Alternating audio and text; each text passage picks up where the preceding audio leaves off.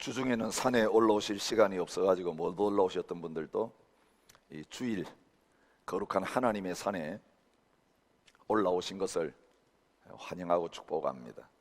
여러분, 기도의 자리에 나가는 것이 산에 오르는 것이라고 말씀하셨고, 특별히 우리가 예배의 자리에 오는 이것이 하나님의 거룩한 성산에 올라가는 것이라고 말씀하십니다. 이스라엘 백성들이 흩어져서 각자의 삶을 살다가 절기가 되면 온 가족과 더불어서, 이웃들과 더불어서 그 예루살렘 성전을 향하여서 나아갔습니다. 그 성전이 있는 산이 시온산이었습니다. 멀리서도 높이 바라보이는 높은 산이었습니다. 시편에는 그 성전에 올라가는 자들이 하나님 앞에 감사하면서 부르는 노래들이 시편을 통해서 나타나고 있는 것을 보게 됩니다. 우리가 그 이스라엘에 가지 않더라도 이제는 예수님을 통해서 그 하나님이 계시는 그 보좌 앞에, 그 거룩한 산에 이제는 믿음으로 나올 수 있는 그런 복을 허락해 주셨습니다. 오늘 이 예배를 통해서 가장 사랑하는 독자를 드리고 하나님이 준비하신 것을 아브라함이 모리아 산에서 받았던 것처럼 저희들이 그런 은혜를 경험할 수 있기를 바랍니다. 함께 올라서 끝까지 손을 들고 하나님 앞에 부르짖는 가운데 영적 승리를 경험했던 모세와 아론과 훌의 승리가 저와 여러분들과 저희 공동체 안에 경험되어질 수 있기를 축복합니다. 40주 40야를 달려가서 마침내 하나님의 세미한 그 음성을 들었던 엘리야가 올랐던 호렙산에서 말씀을 만나는 경험이 저와 여러분들에게 있어질 수 있기를 축복합니다. 땀이 핏방울이 되도록 하나님 앞에 엎드려서 내 뜻대로 마옵시고 아버지의 뜻이 이루어지기를 원합니다. 주님 앞에 부르짖음으로 말미암아 내가 죽고 예수님이 내 안에 살아계시는 그 감람산의 예배가 저와 여러분 가운데 드려질 수 있기를 축복합니다.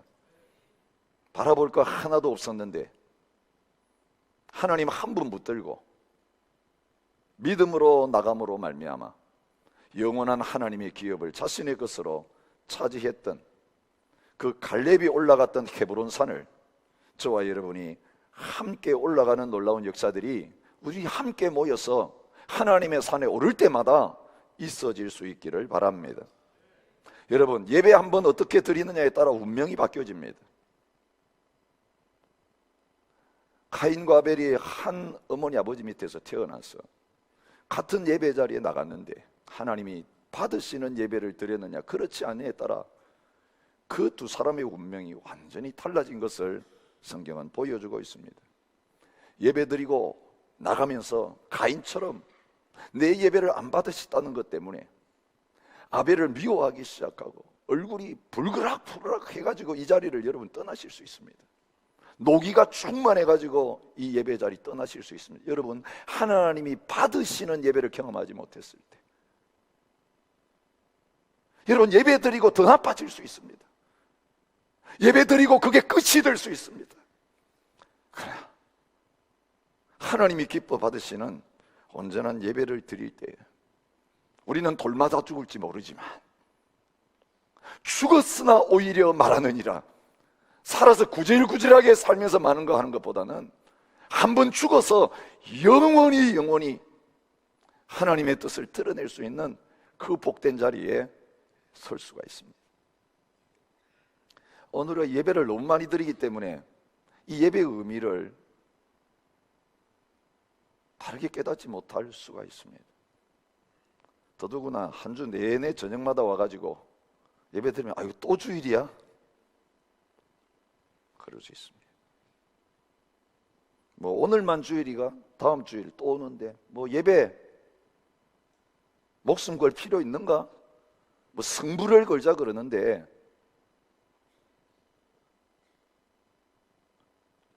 인터넷에서 설교 들을 수 있고 좋은 목사님 설교 다 이곳저곳 찾아다니지 않아도 들을 수 있고 은혜로운 예배 현장, 그냥 집안에 앉아서 안방에 앉아서도 갈 수 있는데 굳이 힘들게 시간 들여가면서 하나님 앞에 예배할 필요가 있는가? 여러분, 오늘 이 예배를 경시하는 풍조들이 오늘 우리의 신앙을 무너뜨리고 있습니다. 하나님의 교회 공동체를 무너뜨리게 만들고 있고 무력하게 만들고 있습니다.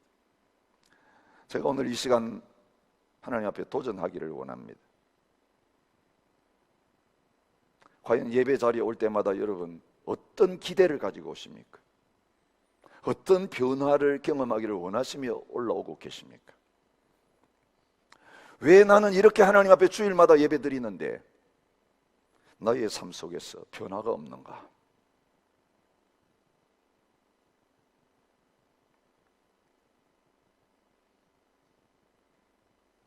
다른 사람은 예배 현장에서 눈물을 쏟고 은혜의 감격으로 벌쩍벌쩍 뛰면서 돌아가는데 나는 들어올 때나 나갈 때 똑같은 모습으로 들어왔다가 나가는 거예요. 아니 그게 한두 해가 아니고 내가 주님 섬기면서 맨날 이 모양을 벗어나지 못하고 예배의 자리에 나오고 또 예배의 자리를 떠나갈까?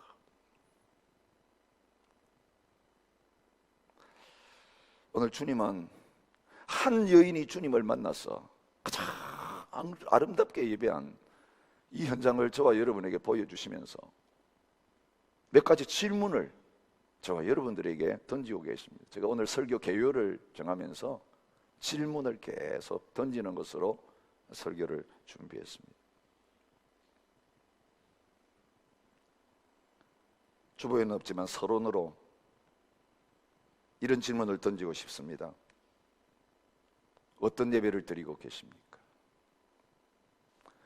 예배를 위해서 얼마나 준비하고 오셨습니까? 이 예배 자리에 오시면서 얼마나 기대하고 오셨습니까? 사람에게 말고요, 목사에게 말고요, 이 찬양대 말고요, 대표 기도하시는 장로님에게 말고요, 섬겨주시는 성도님 말고요, 밥해 주시는 그분들 말고요, 나를 이 시간 만나주시고 예배의 주인공이 되시는 살아계신 하나님 앞에 무엇을 기대하며 오셨습니까? 무엇을 주님 앞에 드리기를 원하시면서 오셨습니다. 많은 성도들이 예배 자리에 오는데요, 구경하러 오십니다. 예배 보러 오십니다.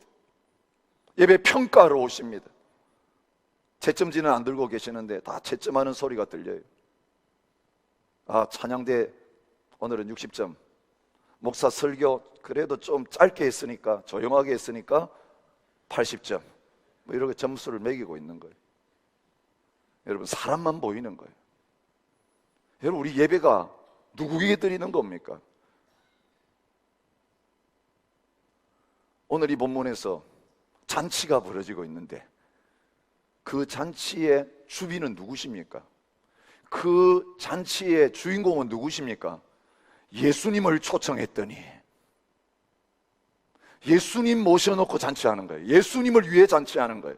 주일입니다. 주일 예배는 나를 위해 십자가에 죽으시고 부활하신 그 예수님의 날에 그 예수님 앞에 모든 존귀와 영광과 모든 찬양과 내 전부를 드리면서 모이는 날이고 예배하는 날입니다.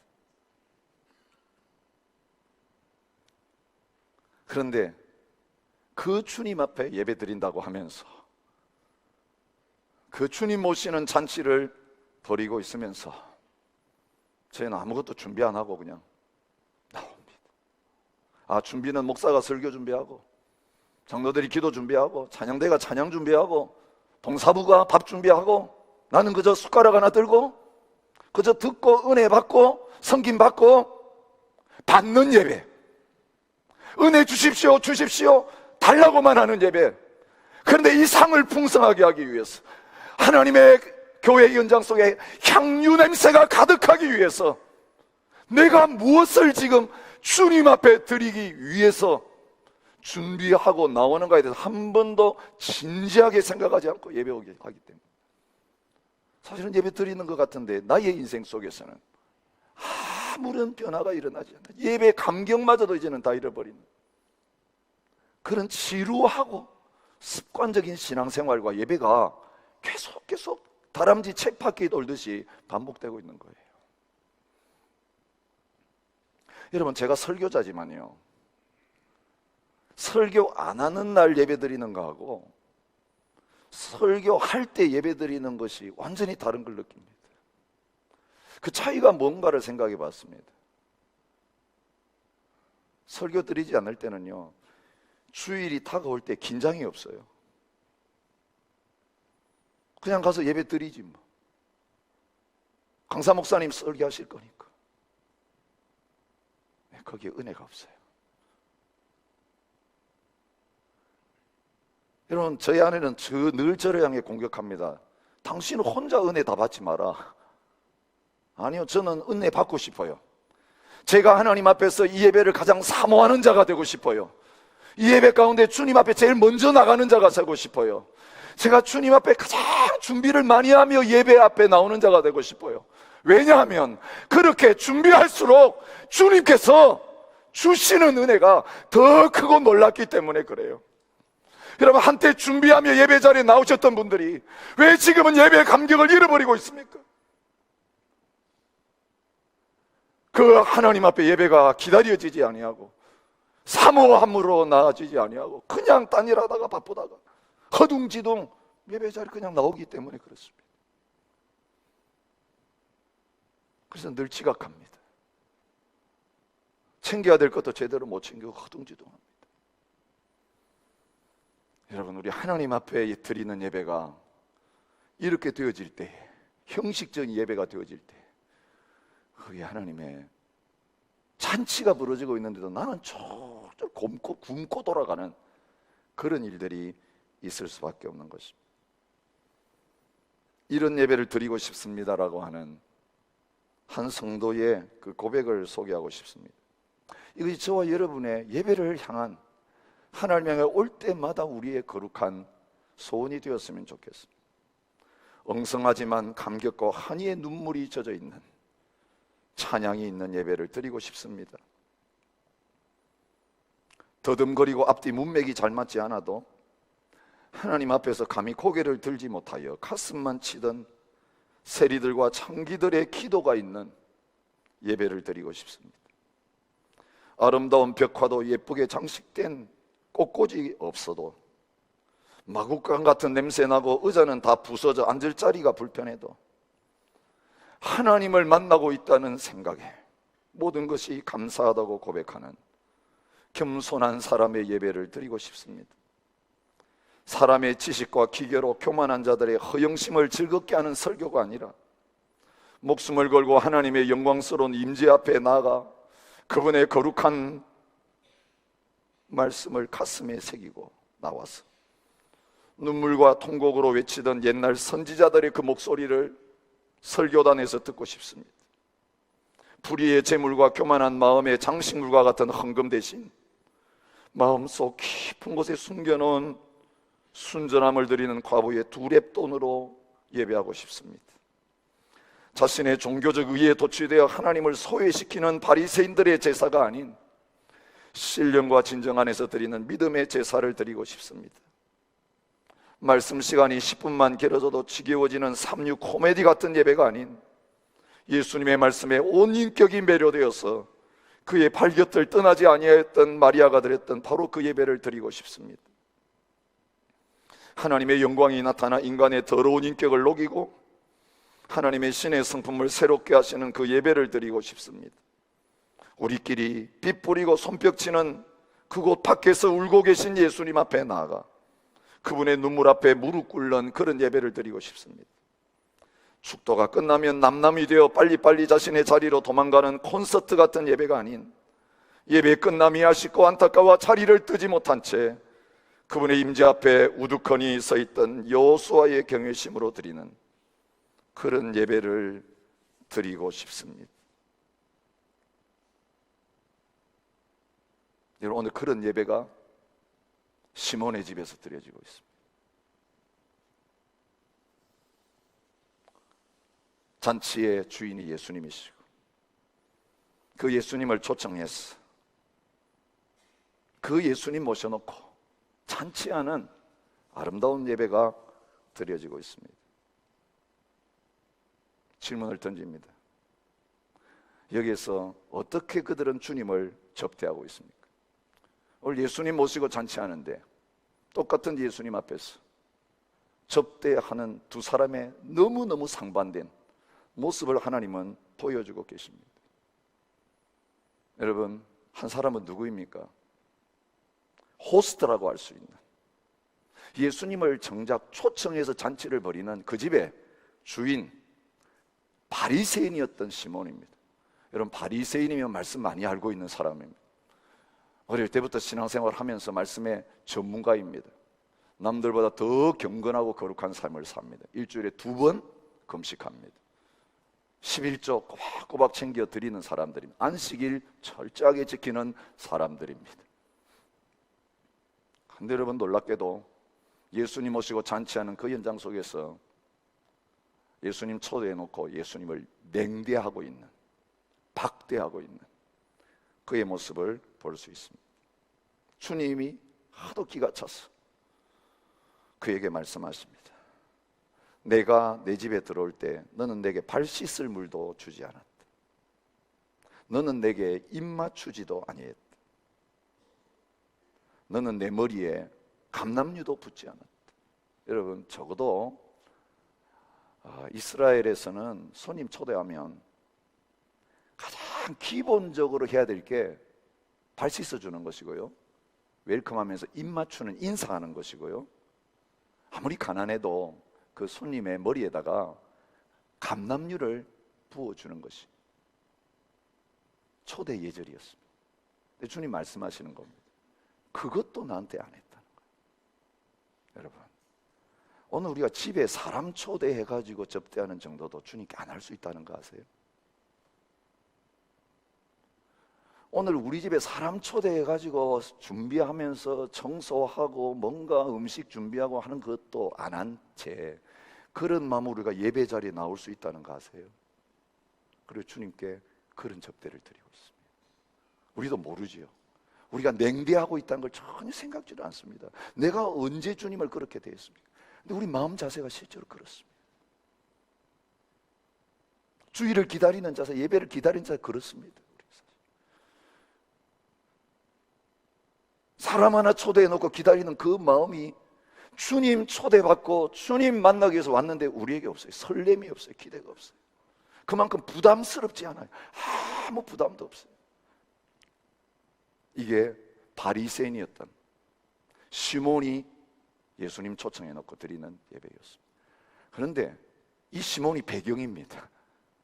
이런 분위기 속에서 다들 거기 와 있던 손님들, 주인이 그러니 우리도 뭐 그렇게 하자 그러고 앉아 있는데요, 단 한 사람,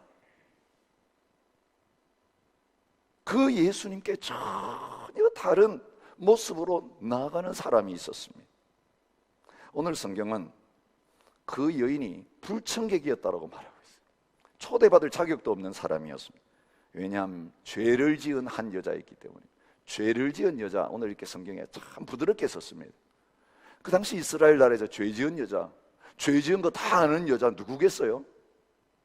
바람 피운 여자거나 몸 파는 여자예요.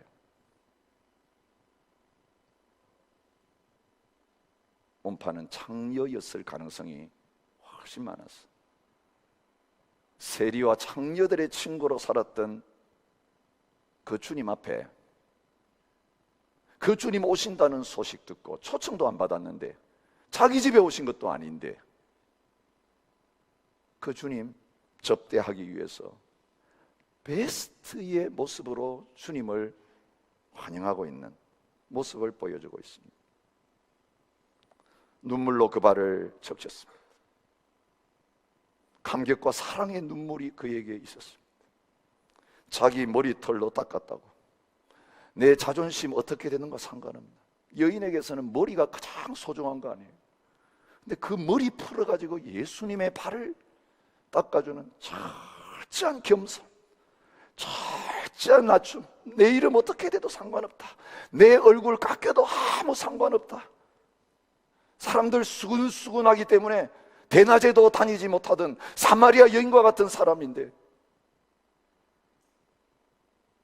근데 만천하 사람들 다 보는 그 앞에 와가지고 머리 풀어 제끼고 울면서 예수님의 발을 닦는 그거 개의치 않았습니다. 그 발에 입 맞추고 철저하게 존경하고 철저하게 보호하며 당신은 왕이십니다. 당신은 주인이십니다.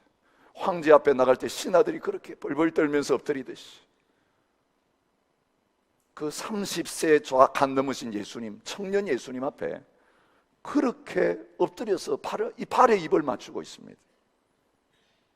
향유 담은 옥합을 가지고 와서 향유를 부으니 이 여인에게 전부였던 그 향유 옥합, 가장 소중하고 귀한 것 주님 앞에 깨뜨리고 있습니다. 여러분, 한 번 깨뜨리면 끝이에요. 옥합으로 만들어가지고 필요할 때 한 번 깨뜨리면 다시 담을 수 없도록 되어 있는 것이 향유 옥합이었어요. 예. 언제 나에게 이런 기회가 있겠는가? 나에게 가장 소중한 것, 단 한 번 깨뜨릴 수 있는 거 있다면 그거 깨고 싶다. 그래서 준비하고 와서 그 주님 앞에 발에 깨뜨려 부었다라고 말하고 있습니다. 이 여인을 통해 주님은 예배하는 저희들에게 질문하고 계십니다. 나를 어떻게 접대하고 있는가? 나를 모셔놓고 내 앞에서 예배한다고 하면서, 나를 향해 기도한다고 하면서, 나를 향하여 찬양한다고 하면서, 나를 향하여 예배한다고 하면서, 나를 섬긴다고 하면서, 나의 말씀을 전한다고 하면서 정작 나를 어떻게 대하고 있는가? 사람 대하는 것보다 더 나은가? 사람 신경 쓰는 것보다 주님을 더 신경 쓰고 있는가? 근데 여러분, 주님은 그거로 끝내지 않았습니다. 향유옥합들이라는 설교 많이 들으셨을 거예요. 근데 그게 포인트가 아닙니다. 왜 안 되느냐는 거죠. 그죠? 그렇게 해야 된다는 거 아는데, 하려고 하는데 안 되는 게 문제입니다. 향유옥합이 집에 늘 남아있는 게 문제입니다. 향유옥합이 금고 안에 들어있는 게 문제입니다. 그게 하나님 앞에 와서 깨져야 되는데 향유옥합 가지고는 오는데 안 깨고 가는 게 문제입니다. 왜 안 되느냐? 주님은 향유옥합 깨뜨려라, 향기 맡고 싶다, 그런 분이 아니에요. 주님 다 가지고 계신 분인데 무슨 향유가 부족하고 옥합이 부족하고 그 냄새가 맡고 싶어서 향기로운 냄새에 나한테 좀 맡게 해달라고, 제사드리라고, 제물 바치라고. 아니요. 주님이 오늘 이 시몬에게 서운함을 느끼면서 이 여인의 주님을 향한 예배를 너무너무 기뻐하신 그 근본적인 이유는 어디에 있습니까? 이 여인이 사랑함으로 주님 앞에 드렸기 때문입니다. 사랑이 주님 앞에 어떤 대접을 하는가를 결정한다, 그걸 말해주고 있습니다. 문제는 우리에게 그 사랑이 없다는 거죠.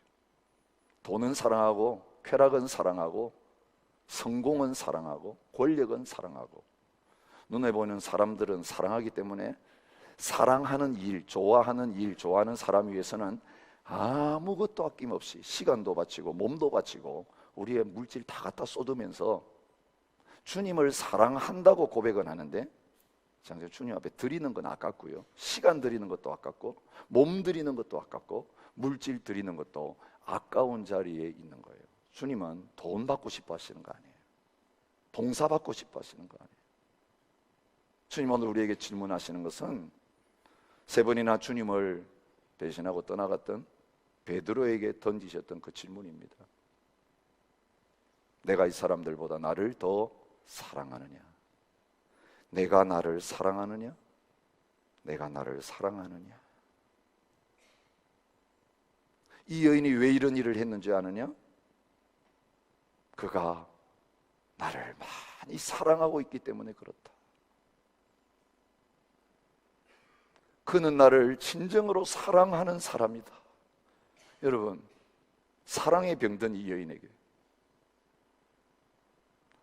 남자들의 그 값싼 거짓 사랑 때문에 망가진 이 여인에게 사랑이라는 언어를 사용하시는 게 얼마나 큰 의미가 있는지 여러분 기억해 보셨습니까? 진정한 사랑이라는 건 뭔지도 모르고 한평생 몇 푼 던져주고 몸 가지려고 하는 그 많은 남정네들, 그래 놓고는 만나면 손가락질하고 인간 취급 안 하는 그 비정한 남자들 앞에서 사랑이 그리운데, 사랑이라고는 조금도 받아보지 못한 이 여인에게 사랑이라는 단어를 가지고 너 나를 사랑하고 있구나, 나도 너를 사랑한다고 말씀하시는 이 주님의 음성이 여러분 어떤 의미로 다가왔을지 여러분 생각하십니까?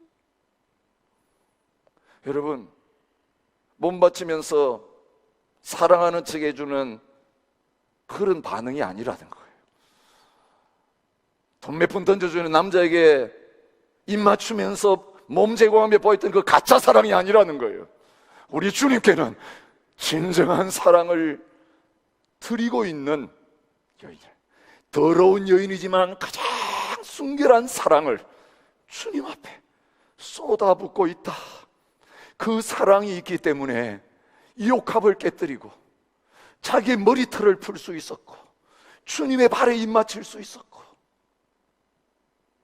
그런데 그걸 한 번 한 게 아니라 계속 하고 있는, 여기 현재 진행이에요. 현재형이에요. 계속 지금 그렇게 하고 있다. 눈물 계속 흘리고 있고 그 발을 붙들고 계속해서 입 맞추고 있고. 여러분, 진정한 사랑은 한 번 예배 팍 드리고 가는 거 아니거든. 한 번 찬양 멋있게 탁 하고 내려가면 싹 달라지는 거 아니거든요. 예배 드렸다, 한 번 주일날 와가지고 봉사 멋있게 하고 이제 돌아가면서 아이고 이제 끝났다 아니거든요. 몸으로 산제사 드리는 그 예배가 사랑에서 우러나오는 예배예요. 지극히 적은 자 하나에게 어떻게 하는 것이 나에게 한 것이라는 말씀 앞에서 집에 돌아가서 남편에게, 아내에게, 자식에게, 부모에게 주님을 섬기도록, 주님을 섬기는 마음으로 사랑하는 게 예배거든요. 우리 직장에서 사업하면서 사람들 올 때에 그 사람 하나하나를 주님 섬기듯이 서비스하는 게 예배거든요. 한 번으로 드려지는 예배가 아니라 내 평생에 어느 곳에 있어도 주님을 향하여 쉬지 아니하고 사랑을 쏟아붓는 그 예배, 그 사랑으로 나를 예배하고 섬기고 있는가 주님 묻고 계시는 거예요. 여러분, 이 도전 앞에서 얼마나 하나님 앞에 부끄러운지 몰라요.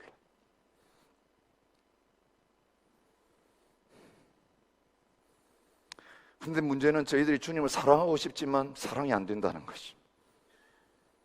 어떤 목사님이 그런 재미있는 글을 쓰셨더라고요. 술꾼이 술을 사랑하는 만큼 주님 사랑하는가? 이런 도발적인 질문이었어요. 술 마시는 사람은 밤을 새워가면서 술 마시고 몇 시간 안 자고 아침에 일어나면 속이 쓰리다고 또 해장술을 마시고, 술을 좋아하는 사람은 무슨 핑계거리가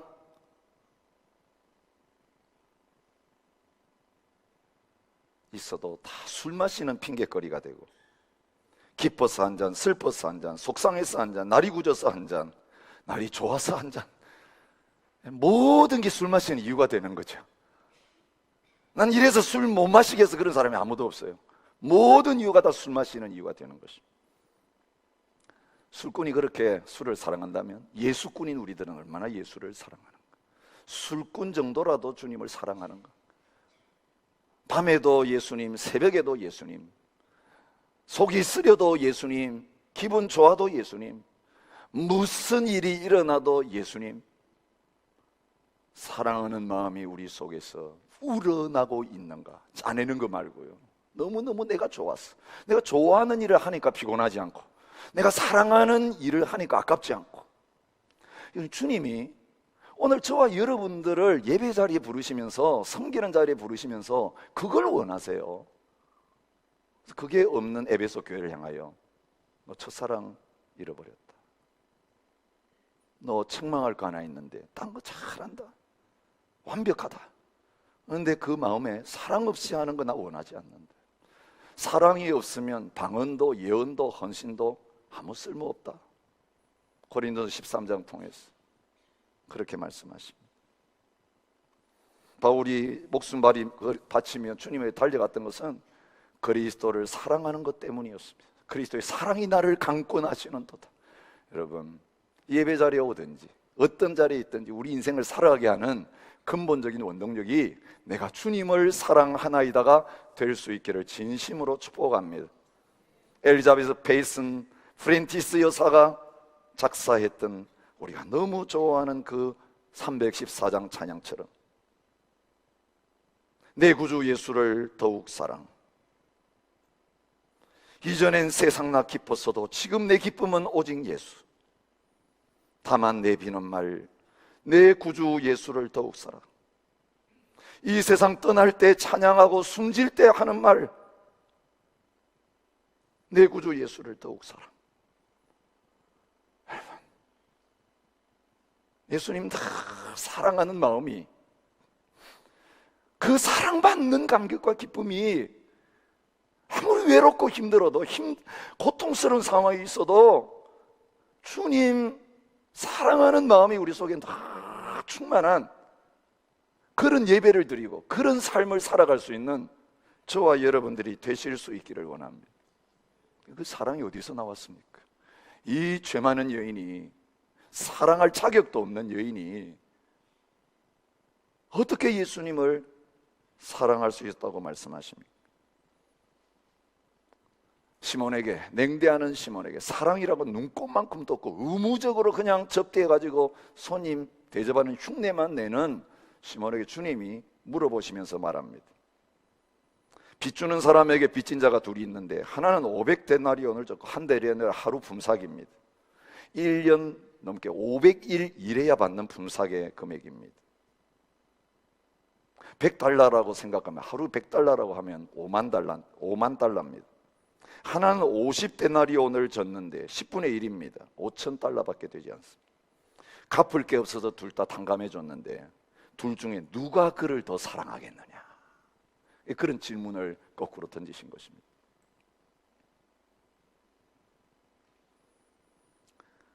여러분, 진정한 이 사랑은 어디서 나오느냐 하면 내 빚이 탕감받았다 하는 거기서 나온다는 거죠. 이건 무엇을 뜻합니까? 죄에 대해서 말씀하시는 거죠.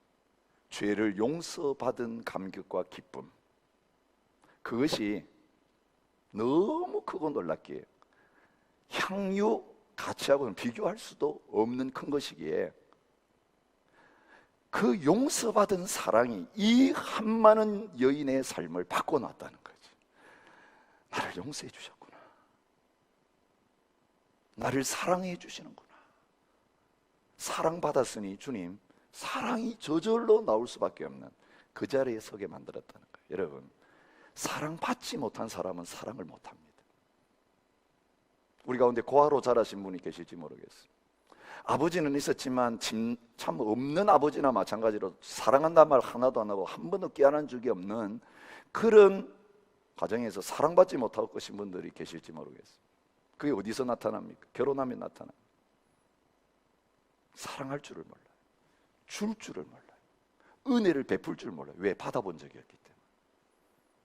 여러분, 우리가 아무리 주님을 사랑하기를 원합니다. 막 눈물을 짜내려고 그러고요, 감정을 만들어내려고 해도요, 그 사랑이 내 마음속에서 솟아나지 않는 이유는 죄의 문제가 해결되지 않고 있기 때문에.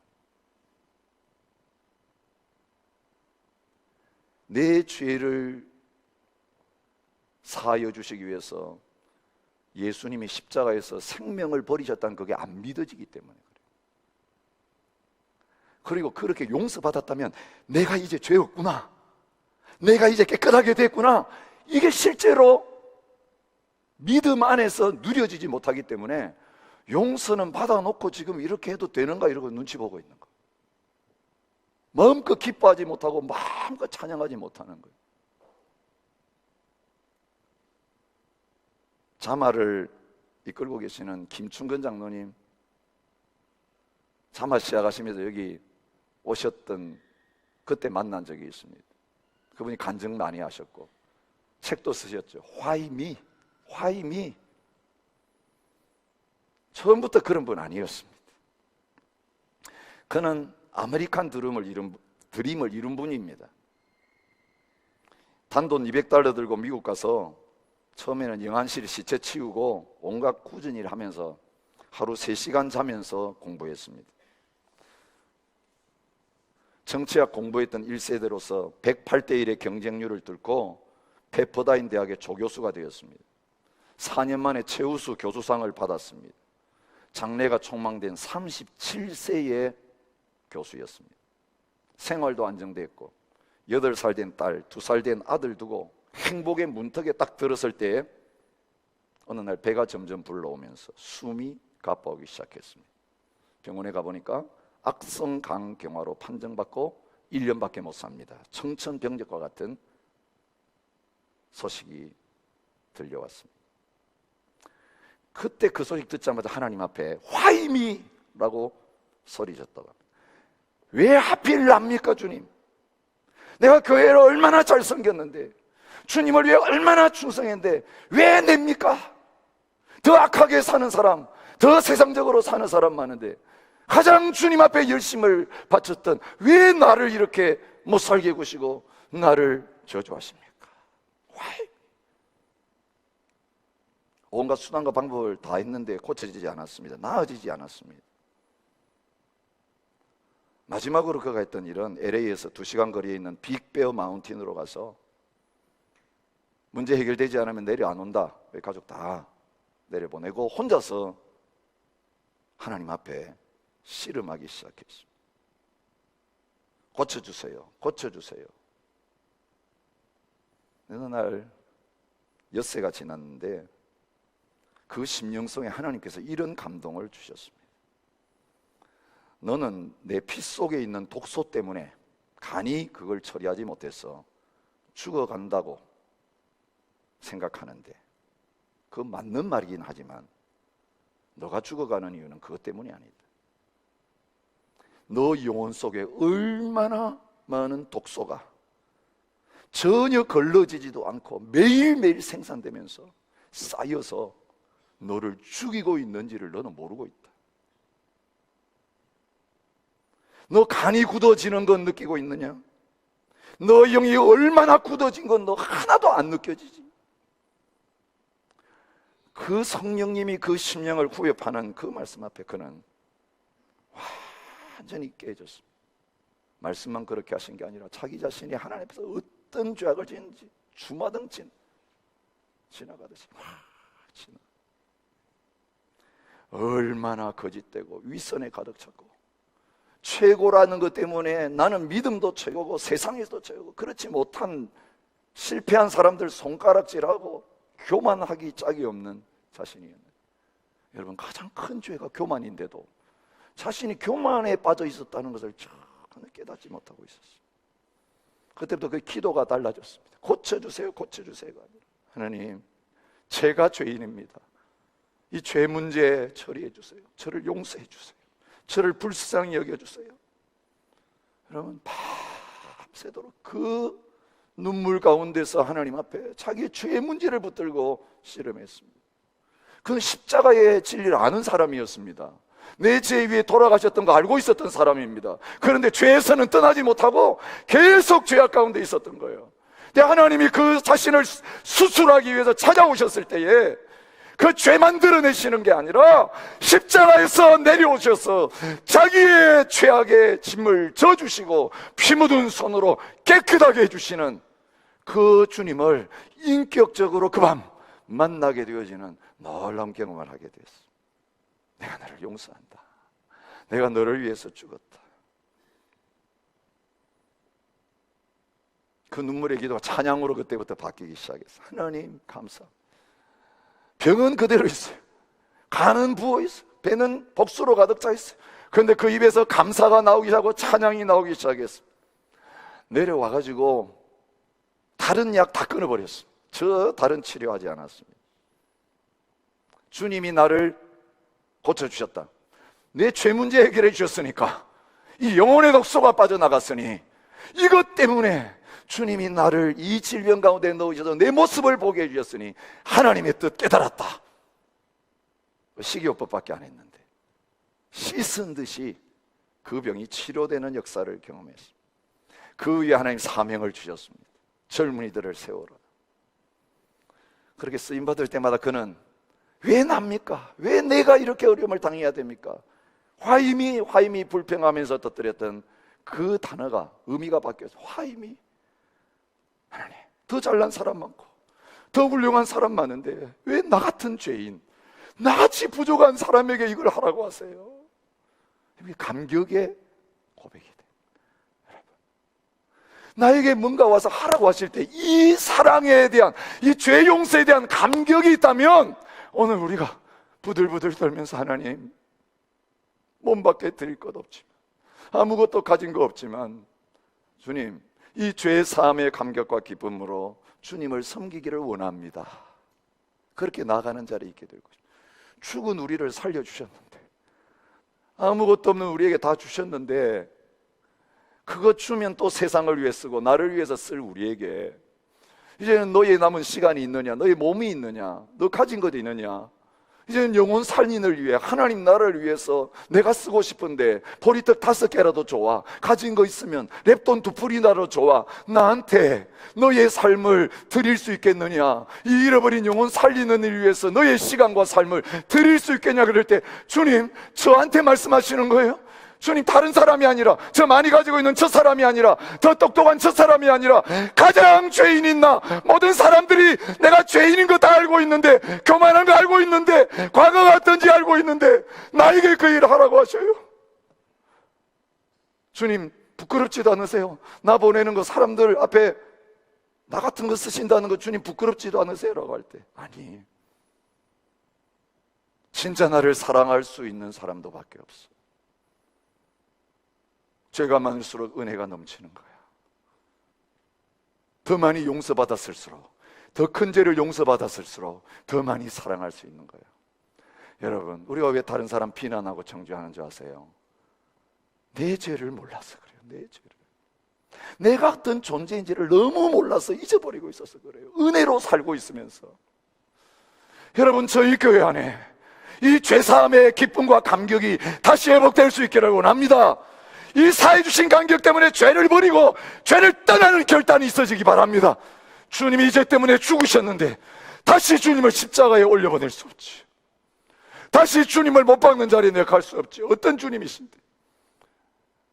여러분, 다시 또 먹고 또 죄로 돌아가는 이유는 십자가의 사랑이 아직까지 내 가슴에 안 와서 그래요. 내가 진짜 죄인인 걸 몰라서 그래요. 공인된 죄인이 문제 아니에요. 공인된 죄인일수록 더 주님을 잘 섬길 수 있어요. 숨은 죄인들이 주님을 잘 못 섬겨요. 사람들 앞에 털어놓지도 못하고 더 큰 죄악 가운데 있으면서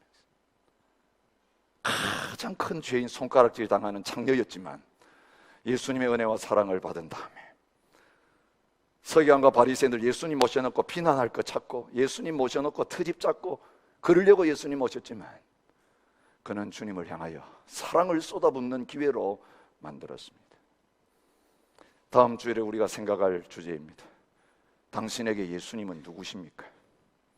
과연 예수님 찾아 나오는데, 예수님께 예배한다고 와서 기도하는데 당신에게 예수님은 누구입니까?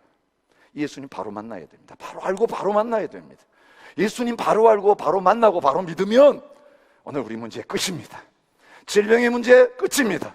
가정의 문제, 관계 문제 끝입니다. 돈의 문제 끝이 될 수 있습니다. 주님이 공급하시는 거 내가 맡고 있는 거예요. 그거 열어놓으면 주님께 안 돌아오니까 하나님이 지금 포위망을 좁히고 계시는 거예요.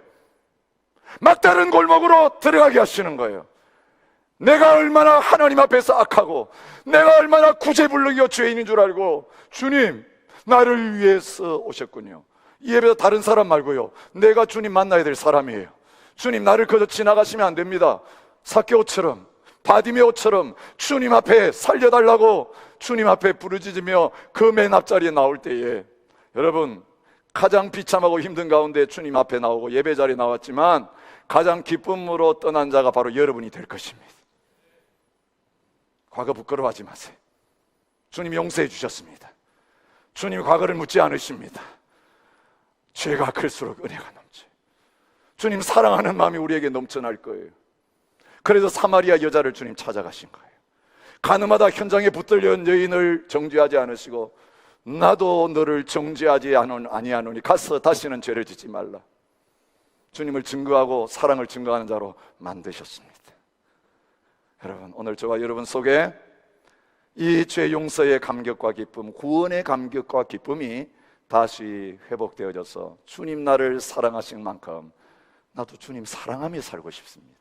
뭘 하든지, 지극히 적은 거 하나든지 큰 걸 하든지, 사랑 없으면 그거 아무것도 아니라고 하시는데, 겉만 번지르한 바리새인의 삶 이제 청산하고 눈물로 주님 앞에 엎드러져서 팔을 적시고 그 더러운 먼지 씻어내고 머리털로 씻고, 내 가장 소중한 것 가지고 주님께 예배할 때마다 계속 주님이 원하시는 그 믿음의 예배를 드리며 하나님의 산에 오르는 자가 되기를 원합니다.